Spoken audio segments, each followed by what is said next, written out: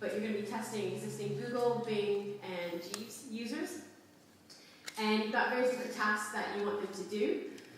So you outline your task, and within each task, you can include anticipated responses, so what they will start with, either keywords or full sentences. What do they think about the aesthetics? Do they think it's easy to scan the results? Which results do they click on? So these are all things that you would populate based on the goals of your test that would be agreed with, in my case, the team, but in your case, the client. And then it has the flexibility of adding new questions, because obviously in a user test there's going to be surprises and all your answers won't neatly fit into all of these categories. But the main thing is still brain dumping your study design in here with the main questions that you do want to ask based on the goals of testing. And so this to me is the crux of why this is so useful. So as you start testing, you start putting a tally, color-coded as we had before, based on who said what. So as you might imagine, it's going to be a lot of hard work from your first session, but the beautiful thing about this is you see diminishing returns on new data that you input after each user. So say, for example, my first user was this Google user, number 1, and they thought the new search engine looked too busy, and they were too used to the minimalist style of Google. They also thought it was too colorful. So each subsequent user I had that came in that said the same thing, instead of having to write out a whole new note or sentence, all I did is tally their number next to that finding. And as you go through, you can already start seeing patterns emerging, and also because it's color-coded, you can tell which types of users had these thoughts. So even though I had 3 people that said it was too busy and they were used to Google, there's also room for any slight discrepancies. So even though user 2 agreed with the other people, they still liked the idea that was a landscape set out instead of a portrait. Similarly, this is where we can do nice quotes. I tend to color code them as well, include text, so I know that they're actual sound bites rather than just notes that I've taken. So again, user 1 had the same thoughts, that was too colorful as everyone else, but this is just a cool quote that I think might be compelling for the team to see. And the other beauty about it is that it offers flexibility. So when you're learning to take notes in this format, it does take a bit of getting used to. But the beauty about it is, I always tell people, in worst case scenario, just write down the finding. Make sure you tally the right person, because later on, you can actually move those nodes around. So I can actually drag and drop that under the right place, this comment about aesthetics. And then just untick this 3 and then add a 3 to the overall finding that it relates to. And by doing this, it actually often exposes similarities, because I often find that people are taking notes, similar notes in 2 different areas, so you find that these issues are often quite related because of that reason. So moving quickly on to analysis, which you can probably already see where this is going based on the previous slide. Once you finish your mind map, which usually aren't this small, you can definitely start picking out patterns without having to do any other extra analysis, because you already took your notes in this tallying format. So I can say that on the whole, Google users think it's too busy and too colorful. Probably the biggest thing that we can say that's consensus is that everybody does think it's easy to scan the results regardless of their previous search engine background. So I'm sure there's other patterns you can spot there, but the idea is that not only do you have an absolute tally of everything that everybody said, but you also have it color-coded so you know which groups had varying or similar opinions. So collating the data. So that's how we start patterns, but again, as I said, we have really fast turnaround. So what we tend to do is focus on what we call our top 5 issues. Sometimes it's top 4, sometimes it's top 6. We're not beholden to 5, but it's just a good starting point just to try to focus on the most important things. So what we do is we brain dump the top 5 issues, because you raise your hand where half of your testing, because you already know the top 5 issues are going to be from testing. Exactly. So why go against your instincts? And then how many of you, once you do brain dump that, have the top 5 issues actually change once you go through the data? Exactly. So they may change, but the idea is that we brain dump what we think are the top 5 issues, and then we go through that big mind map of notes that we had before, and then just start dragging evidence to what our brain dump is to support that. So we don't go with blinkers on. We don't only just look for data that supports those top 5 issues. We actually go through every single note or data point.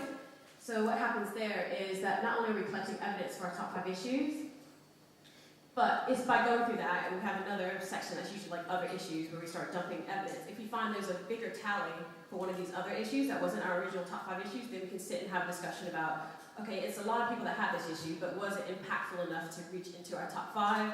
Or is it just another issue that had high frequency but low impact, so therefore kind of slips without our top 5? Every so often we may actually drag one up into the top 5 and bring another one down based on that, but it doesn't happen that often. Usually our top 5 is pretty spot on. And then we do have other sections. So we focus on the top 5, but because this mind map will eventually translate into a report, we do have other sections where we have either other issues, which are the ones that slip just below the top 5, or if the type of user is important. So we often do things like testing for very hardcore gamers versus very casual gamers. If there's distinct differences in the patterns similar to what we saw in the previous mind map, then we will create a section based on that, and then kind of scan the data for those patterns for those different types of users. Okay, so it sounds like a fair bit of work, but to be honest, going through this actually normally takes about 2 hours after testing because of the tallying. It's quite easy to spot the patterns, brain dump your top 5. The rest of the time is actually spent getting the findings reviewed. I did have a few slides on how we actually present these findings to the team, but that's kind of almost a whole other presentation. So very quickly, what we do is after we brain dump these top 5s, the group that we sit under is all the members have been in the games industry for about 15 years. So we basically go over our findings with them to make sure that we're not talking bollocks or anything like that. And then they also give recommendations for what we could recommend to the team based on their design knowledge. So we go into that equipped to the workshop that we normally have in 48 hours after finishing testing. And what we do is we go through this mind map with the team, and then for each of the top 5 issues, we have them discuss what recommendations or suggestions they have for fixing these issues. So it's completely led by the team. If in the end they don't naturally come up with a suggestion that we have in mind, then we can put that forward. But the idea is they're the ones designing this game. They're the ones that understand how long it takes to change aiming. We don't know how to fix aiming, so we take their lead, and then we offer our suggestions at the end if we think it's feasible or appropriate. Okay, so the tool that we use is MindJet. I mean, you can use any mind mapping tool, but we particularly use MindJet because it already has some icons that are very, very useful, like the ones that I've showed in this presentation. And also it supports macro coding as well, so we can use your own specific icons, which we do have some specific to our team. So the things that I like about MindJet, aside from being a good mind mapping tool, is that it works really well with Microsoft Office. So when we do finish our mind map and transcribe it to PowerPoint, it keeps the indentations and hierarchies, so it makes it a lot easier to do bullet points when you're typing up your presentation afterwards. Similarly, we also do similar to Amberlight, where we have a findings log. The only difference here, however, that you can be mindful of is each line will be pasted into each cell. So if you are having hierarchical dependencies, you need to be mindful of that, because you may have to do some cutting and pasting afterwards to keep those relationships together. But it's not without its issues. It does take some getting used to. Like any new software, there's certain keyboard shortcuts, like insert is a new hierarchical level or lower hierarchical level.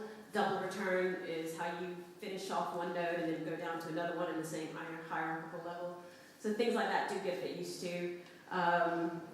The other thing is that once it gets quite big, so this is one of the mind maps I used for one of my testing, you can see how hard it might be to scroll and then track issues to find where you need to tally things. But the beautiful thing about it, compared to, I guess, any other mind mapping tool, is that you can collapse and expand all of these. So if you have set out your task flow in a very organized way, you only need to look at one task at a time anyway, so you should never or rarely have to look at anything like this unless you're doing something more like diary studies or FNOs, where you have more kind of organic themes coming out, where you may need to hunt a bit more where to place your notes. And the other thing is that it has limited functionality for Macs. So we all have PCs in our office, Sony Bios, as you might imagine. But we've also hired external help who often have Macs. And the icons that we find so useful for collating data across different groups aren't inherent in the Mac version. And there's also a few other functionality issues there. So something just to be mindful of if you do want to use MindJet, at least in particular, to try this technique out. And that's it, really.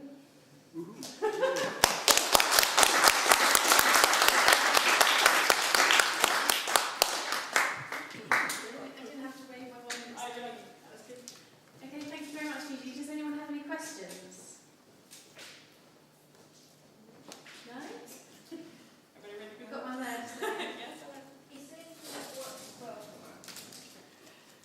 Not that I've found, because unfortunately our team hasn't investigated it because we all use PCs.